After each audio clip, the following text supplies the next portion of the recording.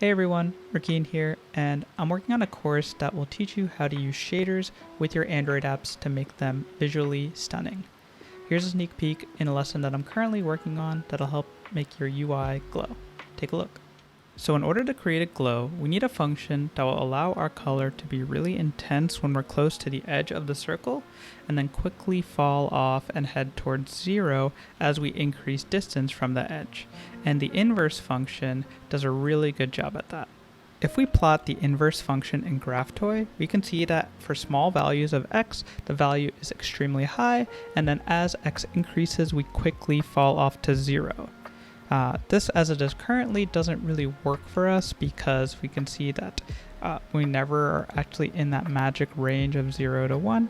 And so if we just decrease the numerator a bit, we can have something that'll probably work a bit better.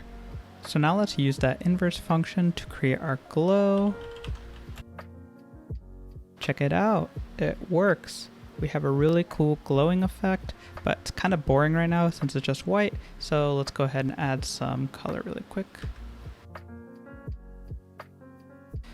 So now I'm just initializing our color to some desired glow color, and I'm calculating our glow and just multiplying our color by that glow.